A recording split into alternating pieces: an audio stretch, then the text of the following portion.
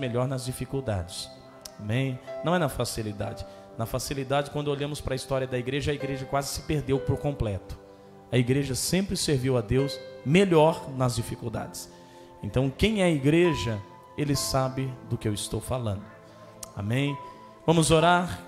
Querido e eterno Deus, continua falando conosco, usa a vida do teu servo, presbítero Egnaldo, com graça, com poder, com autoridade. Senhor, fala conosco através da tua palavra. Meu Deus, que a tua palavra venha direto como uma flecha bem direcionada aos nossos corações. Em nome de Jesus, meu Pai, fala conosco. Precisamos ouvir a sua voz. Amém. E graças a Deus. Glória a Deus. Glória a Deus. Saúde a todos com a paz do nosso Senhor Jesus. Quero agradecer a Deus pela oportunidade. Agradecer aos irmãos que estão em casa também nos acompanhando. E quero ser breve, quero poder compartilhar uma palavra da parte de Deus com os irmãos. Queira, por favor, irmãos, abrir a sua Bíblia comigo no livro de 1 Reis, primeiro livro dos Reis. Louvado seja Deus. Ao encontrar o primeiro livro dos Reis, vá comigo ao capítulo de número 18.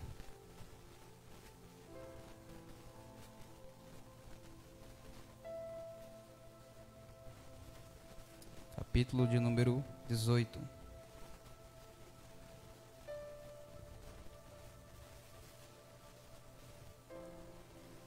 Verso de número 22.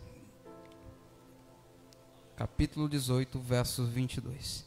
Certo que uma palavra muito conhecida, bastante comentada e pregada pelos nossos companheiros. Mas Deus certamente tem algo a falar conosco nessa noite por meio dessa palavra. Quero, por bondade, por misericórdia de Deus, ser profeta para a tua vida nessa noite. E eu entendo, queridos, que quando o profeta ele vai falar comigo através de Deus, ele põe a mão sobre o meu ombro. Eu acredito que seja assim com você também. Você para ouvir o que o profeta tem a dizer, sim ou não? Então eu quero que você nessa noite entenda, eu sou profeta de Deus para a sua vida, estou com a mão sobre os teus ombros.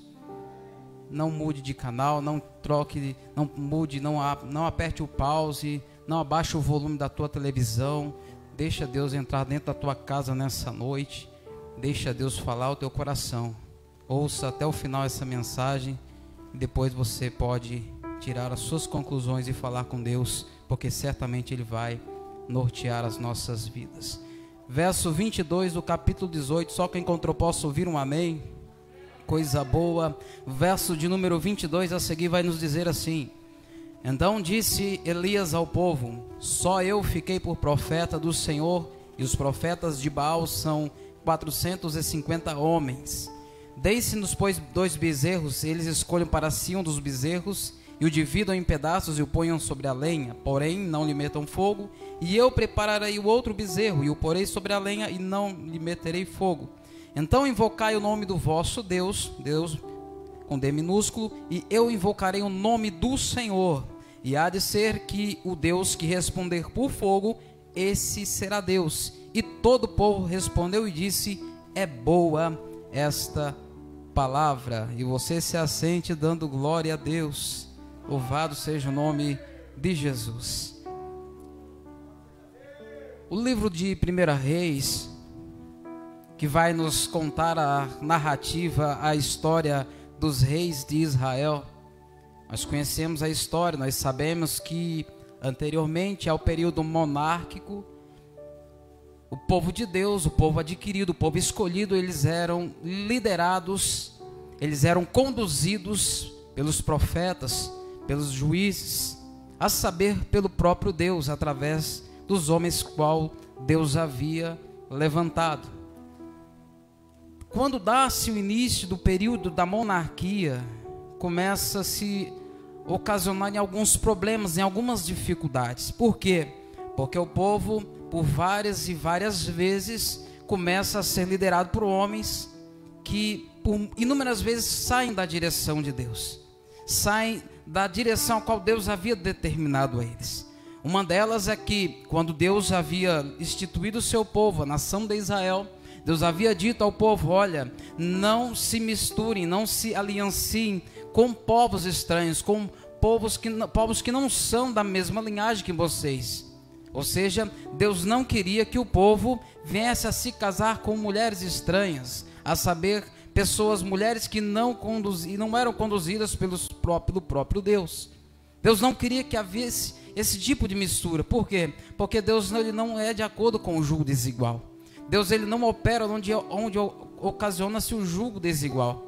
Pois bem, dada essa circunstância, dado inúmeros reis que fizeram coisas horrendas diante de Deus, o povo agora está vivendo um período de caos. Por quê? Porque o povo está andando contrário à vontade de Deus. Nesse interim, nessa ocasião, no capítulo a qual nós lemos, no capítulo de número 18, um pouco antes de você retornar os textos ou os capítulos, você vai ver que levantou-se um homem que passou a reinar, um homem por nome de Acabe. Isso você vai ler lá no capítulo de número 16. Acabe, que era filho de Onri, começou a reinar sobre a nação de Israel no ano 38º de Asa. E quando ele começa a reinar, ele vai fazer algumas coisas que desagradariam ao Senhor. Qual? Uma das primeiras que ele faz é desobedecer a uma das ordenanças, dos mandamentos, qual Deus havia instituído a eles, que não era para se aliançar com mulheres estranhas. Pois bem, ele se encantou com uma mulher, nós conhecemos a história, a mulher por nome Jezabel, que era filha de Etibaal. Esse homem, Etibaal, ele era um dos homens mais cruéis e truculentos também na sua época. A história da Bíblia não diz, mas na história secular vai dizer que este homem era um homem de dura serviço, com um coração maligno. Ele, ao entrar dentro da cidade de Sidom, certamente ele teve uma visão um pouco que majestosa daquela cidade. Ele atraiu para si a vontade, o desejo, o intento de querer tomar aquela cidade para si. A história secular vai dizer então que Etibaal, ele assassina o rei daquela cidade por nome Félix. Ao fazer isso, ele toma posse do reinado, ele toma posse do cetro e passa a reinar dentro daquela cidade e se torna o rei dos sidônios. Dado a tamanha crueldade desse homem, nós começamos a olhar para a história da sua filha Jezabel e percebemos que Jezabel, ela tinha a quem puxar. Jezabel, ela tinha certamente herdado algo da parte do seu pai, a crueldade com a qual nós vemos nos textos, ela ser uma mulher que também tinha a mesma índole do pai, uma índole perversa, maligna, maliciosa e totalmente contrária à vontade de Deus. E a Bíblia diz que Acabe se casa com essa mulher. E isso foi a ruína para a sua vida, para a sua casa, para toda a sua posteridade. Por quê? Porque a Bíblia nos diz que por ele haver se casado com ela, essa mulher Jezabel começou a influenciar não somente o coração de Acabe, mas também toda a nação de Israel. Todo o povo a qual Deus havia escolhido, tirado com mão forte do Egito, havia feito promessas àquele povo. Deus havia feito coisas extraordinárias com aquele povo no deserto, o povo que viu coisas maravilhosas onde nenhum povo na terra presenciou e vivenciou e viveu diante de Deus. Foi esse povo. E eles estão vivendo agora numa vida avessa. E uma das coisas que Jezabel fez foi deturpar a adoração a Deus. O povo que até então tinha-se o altar da adoração, onde era oferecido em holocaustos a Deus, passou a viver agora de uma forma um pouco contraditória. Por quê? Porque eles adoravam a Deus, só que eles passaram também a adorar a outra divindade, a saber, Baal. Por quê? Porque quando Acabe se casa com Jezabel, e Jezabel, por ser uma mulher que influenciava pessoas, ela não queria se curvar diante de Deus. Ela não queria adorar o Deus qual Acabe aleluia, louvado seja Deus, servia. Então o que ela faz? Ela começa a influenciar ele de uma forma negativa. E abra um parênteses para mim e para você nessa noite: tome cuidado, preste muita atenção com pessoas que você tem permitido entrar na tua vida. Porque, irmãos, entenda uma coisa: existem certos tipos de pessoas que não são pessoas certas para fazerem parte do teu convívio social, para estarem dentro da tua casa, para você abraçar e dizer: esse é meu amigo. Toma cuidado, porque Acabe, ele perdeu muito porque ele deu ouvidos a quem não era para dar ouvidos. Ele preferiu, irmãos, entenda uma coisa, desprezar as ordenanças de Deus e começou a dar ouvidos à sua mulher Jezabel. E isso trouxe grandes problemas, como já disse, para a nação de Israel e para a sua casa e para a sua prole e para toda a sua posteridade. Entenda uma coisa: as minhas decisões, elas vão influenciar diretamente a mim, mas elas vão também respingar, elas vão também alcançar a minha família, a minha casa, a minha posteridade ou a minha prole, como preferir. Então preste atenção, irmão, tome cuidado, porque existem pessoas que não são pessoas certas para fazerem parte do seu convívio social. Só que Acabe não atentou a isso. Ele desobedeceu os princípios de Deus. E quem desobedece princípio, ele não pode viver os propósitos e os projetos de Deus sobre a sua vida. E foi isso que aconteceu com Acabe. Por ele ter desprezado as ordenanças de Deus, ele vai ocasionar alguns problemas. E a Bíblia, irmãos, entenda, ela é muito linda. Quando nós começamos a ler o texto, entenda, naquele tempo a nação de Israel e todas as nações circunvizinhas, elas tinham na sua renda principal, na sua fonte primária, a agricultura. Entenda bem, não havia valores monetários, não havia dinheiro naquela época. Então todas as trocas que eram feitas, a forma deles sobreviverem era através de troca de mantimentos, através daquilo que se produzia no campo, através das frutas, através dos cereais, através das sementes que eram lançadas sobre a terra. Entenda agora o que está acontecendo. A Bíblia diz, entenda, o povo está plantando, o povo está semeando, o povo está arando a terra, está preparando aquele momento para que eles venham receber a colheita. E naquele tempo eles tinham por certo que Baal era uma divindade que mandava a chuva, que era Baal que provia a chuva para que viessem a crescer as plantações e viesse trazer a prosperidade para a nação. E a Bíblia vem dizer, irmãos, que Deus levanta um profeta, louvado e engrandecido seja o nome do Senhor, por nome de Elias. E Elias, ao ver aquela situação, sabe o que ele faz? Ele ora, mas não porque ele sentiu no coração de fazer essa oração, porque Deus havia o instituído assim. Ele ora, e a Bíblia diz que por 3 anos e 6 meses não caiu chuva sobre a terra. Aí agora começa um problema muito sério e grave. Qual? A agricultura, a plantação, a semente, a colheita que eles esperavam e aguardavam, ela não vai vir, ela não vai ser produzida. Por quê? Porque não tem chuva para irrigar as plantações e fazer a semente gerar e criar vida em si. E começa agora a acontecer um problema. Qual? O período de seca. A Bíblia vai dizer no capítulo de número 17 que Elias agora, ele começa a viver também algumas dificuldades. Qual? Porque agora não tem água, agora a sequidão está tomando conta não somente de Israel, mas das nações vizinhas. Mas a Bíblia diz que Elias, ele é sustentado por corvos. Imagina que coisa tremenda, irmão. De manhã e no finalzinho da tarde, um corvo, louvado seja Deus, um corvo vestido de garçom, se apresenta diante de Elias com pão e carne para ele comer. Ei, irmão, se for nos dias de hoje, o negócio já estava bonito demais, porque a carne está cara, mas era de manhã e de noite, ele tinha sustento para a sua vida. Entenda uma coisa, irmão, quem vive, aleluia, na presença de Deus, pode estar o tempo de seca que for, pode estar o momento de pandemia que for, Deus, ele não te desampara, Deus, ele te sustenta, Deus, ele provê o necessário para a tua vida. Sabe por quê, meu irmão? Porque quem te chamou é fiel para cumprir promessa. Deus chamou Elias porque Deus tinha um propósito sobre toda aquela nação. Deus é bom, irmão, e a sua misericórdia, ela dura para sempre. Deus não queria destruir o povo, Deus não queria que o povo viesse a ser aniquilado da terra, não. Deus queria que o povo viesse a se arrepender dos seus maus caminhos, se converter a Ele novamente, tornar o seu coração para Deus. Era isso que Deus queria, aleluia, diante do seu povo, diante do povo a qual Deus pagou um alto preço, diante do povo a qual Deus investiu. É isso que Deus espera de mim, da tua vida, meu irmão, porque Deus investiu um alto preço sobre nós. Deus investiu um preço que ninguém poderia ter pago pela minha e pela tua alma, pela minha e pela tua redenção. Por isso, em nome de Jesus Cristo, valoriza isso, dê crédito à palavra de Deus, entenda o que Deus tem falado com você por estes dias, por esses momentos de dificuldade que toda a igreja tem vivido, irmão.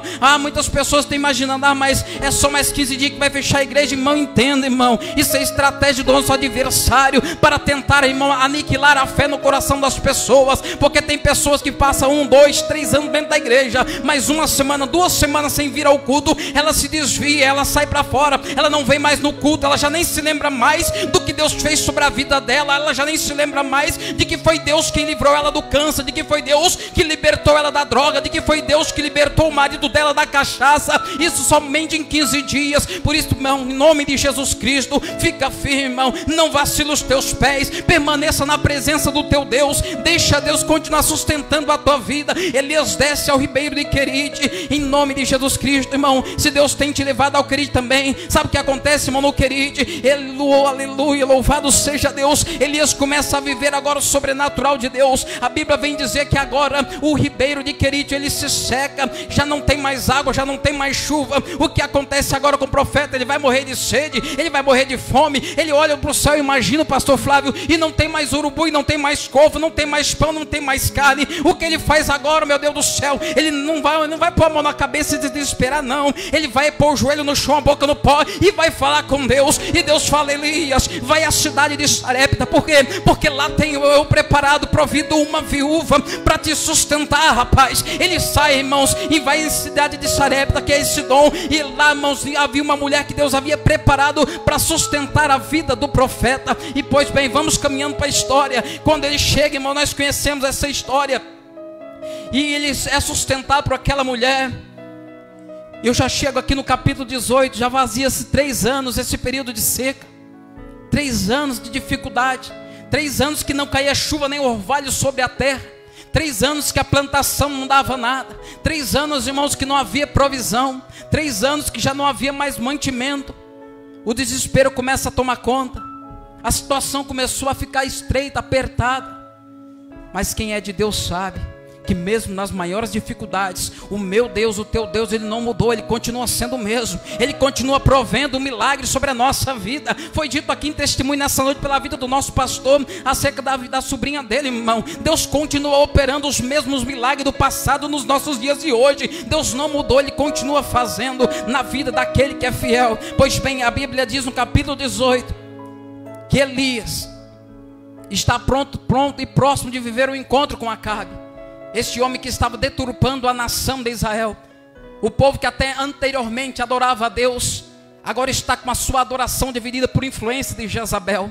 A Bíblia diz, Isaías capítulo 42, no verso de número 8: eu sou o Senhor, este é o meu nome, a minha glória, pois, não darei a outrem, e nem darei a imagem de escultura. Irmão, Deus não aceita, irmãos, aleluia, adoração dividida. Uma hora aquele povo adorava a Deus, se prostrava diante de Deus e oferecia a Ele sacrifício de holocausto. Mas outra hora, eles, aleluia, eles tiravam um período para estar adorando a Baal e prestando culto a Baal, aquele Deus que os sidônios serviam. E não entenda uma coisa, Deus, Ele não quer que nós tenhamos o coração dividido. Olha, quarta, sexta e domingo eu sou crente, eu sirvo a Deus, eu estou na igreja, eu até levanto a mão e dou glórias ao nome dele. Mas nos outros dias não. Se mexer no meu carro, o negócio fica estreito.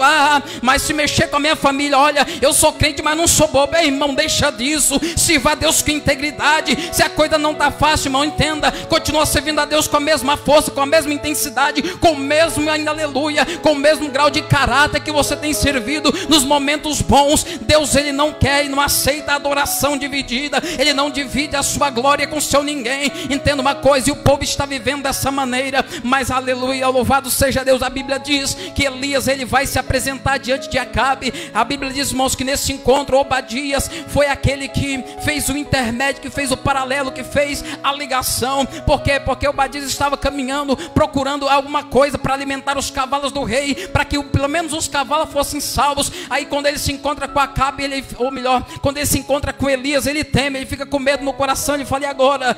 Elias, ele fica com medo, porque ele também teme ao Senhor. E Elias diz: ei rapaz, vai e diz a Acabe que eu vou ter um encontro com ele. O negócio vai ficar, eita glória, vai ficar apertado.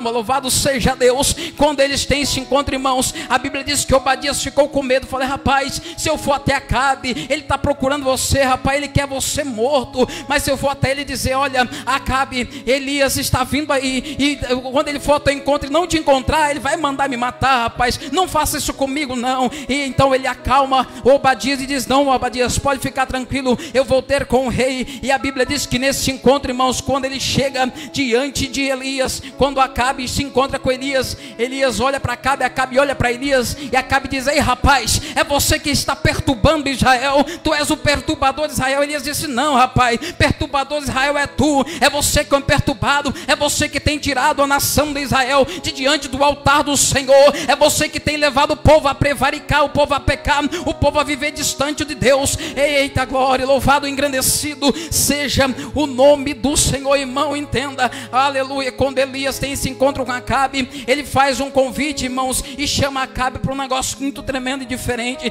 Primeiro ele vai dizer no verso de número 21: então Elias se chegou a todo o povo e disse: até quando cocheareis entre dois pensamentos? Se o Senhor é Deus, segue-o, mas se Baal segue-o. Porém o povo não lhe respondeu nada.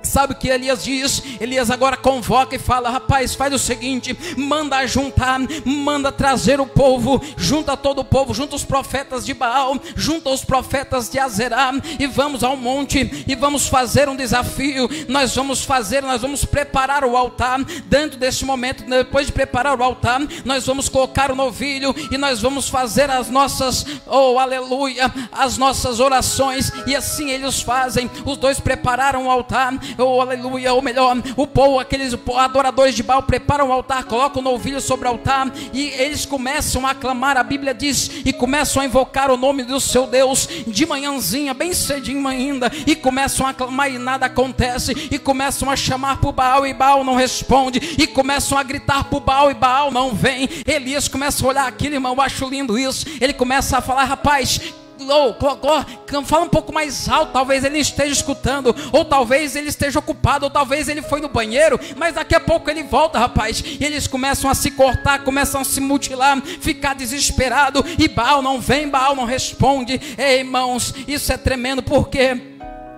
Porque quando nós começamos a entender o altar, irmãos, da adoração que o povo estava oferecendo, outrora era oferecida adoração a Deus, e agora está sendo oferecida adoração a Baal. Aleluia, louvado seja Deus. Deus nos chamou, irmãos, para sermos um povo exclusivo seu, um povo exclusivo para a adoração do nome dele. Ei, nessa noite nós estamos intercedendo por família, a minha família, a tua família, diante do altar de Deus. Nós não estamos aqui, irmãos, somente para passar um tempo, somente para gravar um culto, não, irmão. Nós estamos vivendo os momentos decisivos da nossa vida, da nossa história. A minha casa, a tua família, a nossa prole, irmão, depende disso, depende das decisões que nós tomamos dia após dia para continuarmos na presença de Deus. Ou você acha que as situações que vêm sobre as nossas vidas não são para tentar nos levar para longe da presença, não são para tentar fazer com que nós façamos como os profetas de Baal, porque eles não se tornaram profetas de Baal da noite para o dia. O povo não deixou de adorar a Deus da noite para o dia. Eles começaram a ser influenciados por causa de Jezabel e por causa da fraqueza, do coração mole, da frouxidão de Acabe. Acabe não teve pulso, Acabe não teve, irmãos,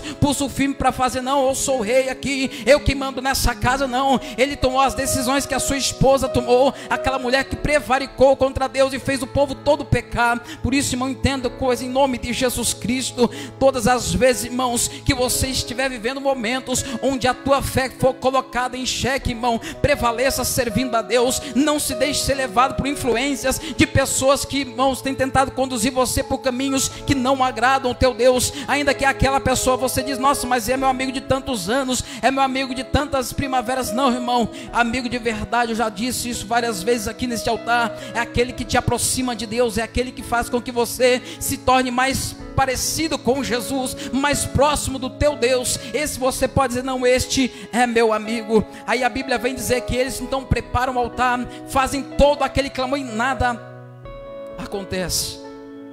E sabe o que eu percebo quando eu olho para essa história?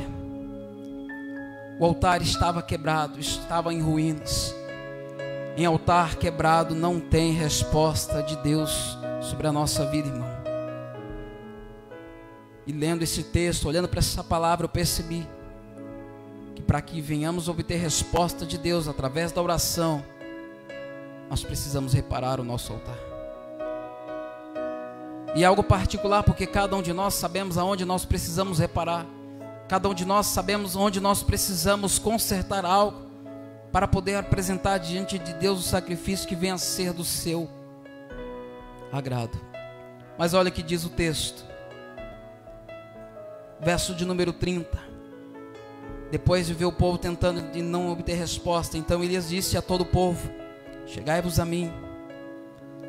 E todo o povo se chegou a ele e reparou o altar do Senhor que estava quebrado.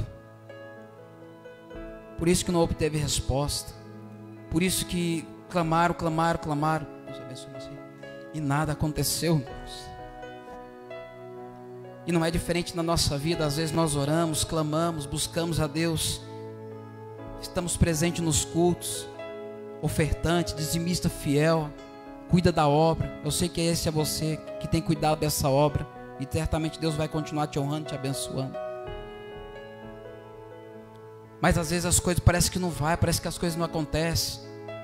Eu planto, eu semei, mas parece que a colheita não vem, presbítero. Altar quebrado. Verso 31. E Elias tomou 12 pedras conforme o número das tribos dos filhos de Jacó, ao qual veio a palavra do Senhor dizendo: Israel será o teu nome. E eu acho tremendo isso aqui, irmão, porque Elias, ele não construiu para si um altar singular, um altar preocupado somente consigo. Ele pegou as 12 pedras, simbolizando as 12 tribos de Israel, ou a saber, os 12 filhos de Jacó: Rubem, Simeão, Levi, Judá, Isacar, Zebulon, José, Benjamim, Dan, Naphtali, Gade e Aser, ou Aser, e colocou sobre o altar. Só que para aquele tempo, quando se era oferecido um sacrifício ao Deus diante do altar, somente o altar, a lenha e o holocausto já era o suficiente para que fosse feito da forma qual Deus viesse a se agradar. Mas quando eu olho para o que Elias está fazendo, ele está fazendo além. Você vai entender. Você quer que a tua família esteja diante do teu altar, diante do altar de Deus? Não basta você somente fazer aquilo que você sabe que tem que fazer, você tem que fazer um pouco além. Elias sabia que não bastava somente ele estar diante do altar. As 12 pedras, as 12 famílias, as 12 tribos. Eu faço o mesmo convite a mim e para você também nessa noite. Não basta somente você estar na igreja. Não basta somente você estar diante do altar de Deus. Faça força, arraste a sua família para a casa de Deus. Arraste a tua família, arraste a tua prole, arraste a tua cidade, arraste a nação para o altar de Deus. Nós somos responsáveis por isso. E Elias sabia da responsabilidade que estava sobre si. E com aquelas pedras edificou o altar em nome do Senhor. Depois fez um rego em redor do altar, segundo a largura de 2 medidas de semente. Isso aqui eu acho tremendo, irmão. Ele fez o altar, em volta do altar ele cavou uma vala. Vou desenhar para nós entendermos juntos.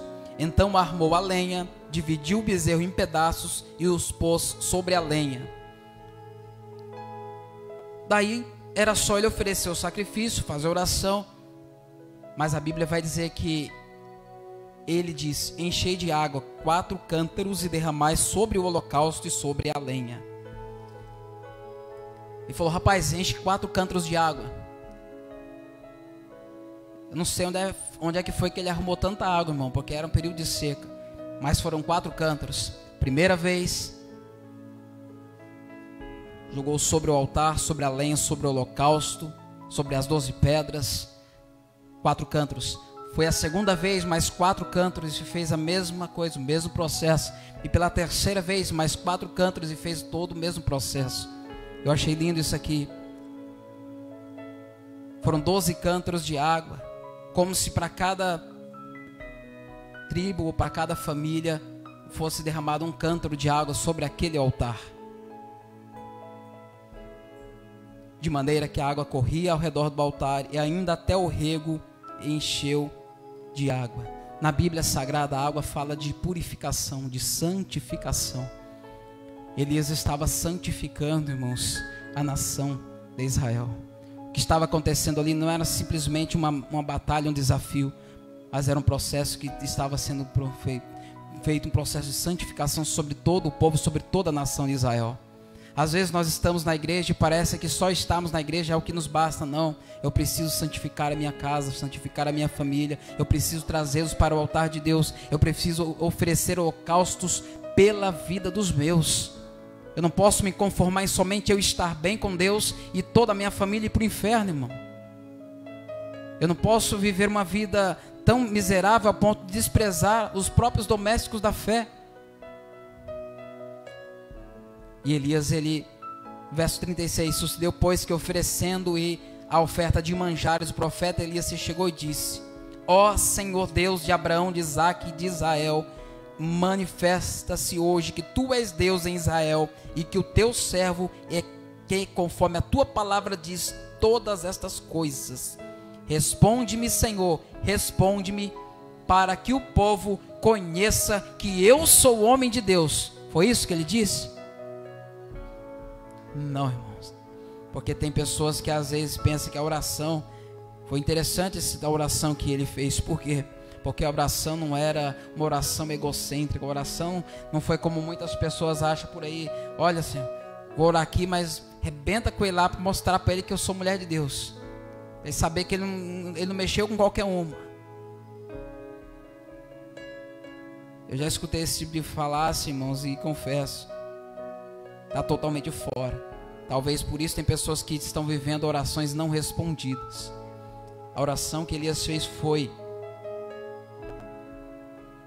responde-me, Senhor, para que este povo conheça que tu, Senhor, és Deus e que tu fizeste tornar o seu coração para trás.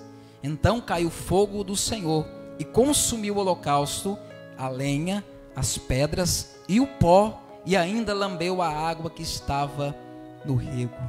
Irmão, o altar havia sido reparado, o altar agora está sendo oferecido sacrifício ao Senhor. Eu aprendo que somente no altar nós obtemos respostas de Deus para a nossa vida. Somente com o altar reparado nós conseguimos obter de Deus resposta para a nossa casa, para a nossa família. Não dá, irmãos, para viver no pleno século XXI, no pleno momento qual nós estamos vivendo, para viver uma vida meia boca, uma vida de qualquer jeito, servir a Deus por conveniência, ir à igreja só quando dá, ou vou esperar passar a pandemia, daí eu vou para os cultos, aí eu vou ficar firme com Jesus. Pode ser que você hoje receba o convite de Deus para estar com Ele. Pode ser que hoje eu receba esse convite. Todos nós temos uma senha. Pastor Cláudio Duarte sempre diz isso, uma realidade. Cada um de nós tem uma senha imaginária com um número. E quando Deus chamar esse número, você 22, sou eu. Foi, meu filho. Deus te acompanhe. Até breve. Até o arrebatamento ou até minha partida. Elias sabia da responsabilidade que estava sobre a vida dele. E olha o que diz o verso de número 39. O que vendo todo o povo caiu sobre o seu rosto e disse: só o Senhor é Deus. Só o Senhor é Deus. Aquele embate, aquele combate, aquela ocasião que aconteceu com o profeta, o propósito foi muito maior do que somente, irmãos, mostrar para o povo que realmente o Senhor é Deus. Era Deus querendo trazer novamente o povo para perto de si. Tem situação que Deus nos permite passar por adversidade, mas não é para nos matar, não é para nos levar para longe, não, é para nos trazer para o altar dele. É para Ele tratar conosco, para Ele mudar a nossa história, para Ele fazer algo maravilhoso em nossa vida. O altar é o lugar de resposta de Deus para você nessa noite. Se você nessa noite veio com o intento de buscar pela tua casa, está orando, buscando pela tua família, tenha certo, irmãos, Deus é poderoso para guardar a vida dos teus. Repara o teu altar, volta para o altar da oração, volta para o altar da adoração, retorna ao altar da obediência, ao altar do perdão. Eu não sei qual altar que você precisa nessa noite reparar diante do teu Deus, mas Deus, Ele quer que nós estejamos no altar para que o nome dele seja glorificado, para que alguém olhe para a tua vida, para a tua casa, para a tua posteridade, para aquilo que Deus está fazendo e venha dizer: só o Senhor é Deus, só o Senhor é Deus, porque Deus vai começar a trabalhar em áreas da tua vida que há tempos você tem clamado e buscado, há tempos que você tem oh, aleluia, você tem buscado e clamado e chorado diante de Deus, e parece que nada acontece, parece que a chuva não vem. Você plantou, você regou, você esperou aquela colheita e não veio a colheita, mas hoje é noite de colheita para a tua vida, porque o teu altar está sendo reparado diante do teu Deus, o teu altar está consertado, o teu altar agora nessa noite vai certamente receber as respostas que Deus tem para a tua vida, irmão. Entenda uma coisa nessa noite: aquele combate, aquela situação que aconteceu com o profeta Elias, trouxeram um grande êxito para a nação de Israel. Os profetas de Baal e de Azerá foram mortos ao fio de espada, o nome do Senhor foi glorificado, a nação começou novamente a adorar a Deus por causa daquela circunstância. Entenda uma coisa: situações na tua vida que estão acontecendo vão, aleluia, vão fazer com que pessoas próximas de você, oh aleluia, retornem ao altar de adoração, retornem ao altar do verdadeiro Deus. Irmão, entenda, muitas pessoas têm vivido em fases tão cruéis nas suas vidas, confiam em tantas coisas. A Bíblia diz: uns confiam em carros, outros em cavalos, mas nós, povo de Deus, nós fazemos a menção do nome do Senhor, que criou os céus e a terra, irmão. Oh, aleluia, louvado seja Deus. Então, irmão, nessa noite, retorna a tua confiança, a tua adoração, os propósitos que você tem sobre a tua vida, continua com eles em Deus, porque Ele é quem tem provisão para a tua vida, para a tua casa e para a tua família, irmão. Louvado seja Deus. Profeta Elias teve seu nome soprado, conhecido, mas o mesmo motivo que fez com que ele fosse ovacionado, com que ele fosse conhecido, foi o mesmo processo que ele viveu na contramão. Por causa dessa circunstância, dessa situação, agora ele está sendo perseguido e ameaçado de morte. Todas as pessoas que querem andar com o altar reparado, com o altar, com a vida diante do altar de Deus, vão acontecer das mesmas coisas. Não se preocupe, tem pessoas que amam você porque você é honesto, porque você é sincero, porque você fala na lata, você não faz rodeio. Pessoas amam você porque você é assim, mas do outro lado tem pessoas que te odeiam porque você também é desse jeito. Paciência, irmão, mas é melhor você continuar servindo a Deus, honrando a Ele, no altar dEle, continuar servindo a Ele da forma qual Ele se agrada e morar no céu. Amém, amados? Quero nessa noite agradecer pela oportunidade, irmãos, e digo a você: quer ter as suas orações respondidas? Tome uma decisão nessa noite. Não há tempo mais de ficar cocheando entre dois pensamentos. Se é para servir a Deus, irmão, sirva a Deus com força, com fé, com convicção. Seja honesto, seja fiel. Ajude esta obra, ajude a tua igreja, irmão. Ah, mas depois que passar a pandemia, pode ser que nem exista mais essa igreja, irmão. Ah, irmão, misericórdia, misericórdia mesmo. Então, esteja nessa noite, receba essa palavra da parte de Deus, e Deus continue abençoando a vida dos irmãos, a vida dos irmãos que estão em casa. Eu agradeço a Deus pela oportunidade, retorno ao trabalho, pastor Flávio, nessa noite em nome de Jesus.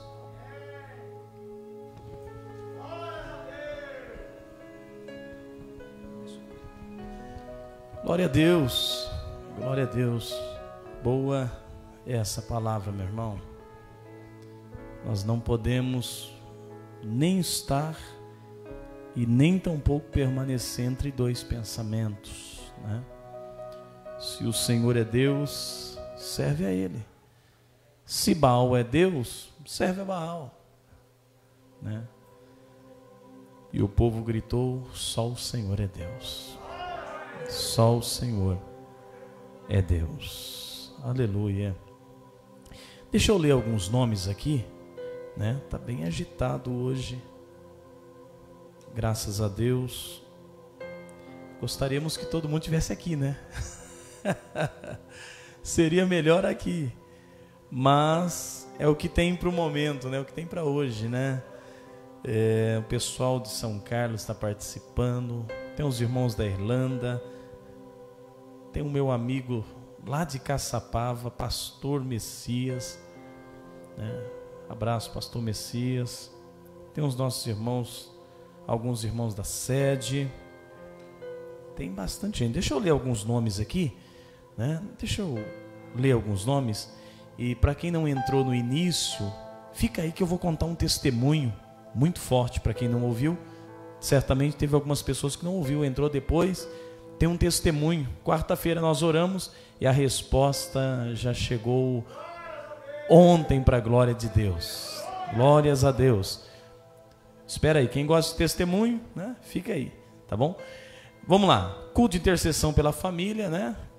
Esse é o cuidado aqui, a organização da nossa irmã Márcia. Pedidos de oração, vamos lá. A minha digníssima esposa, Rosana Vieira, pede oração.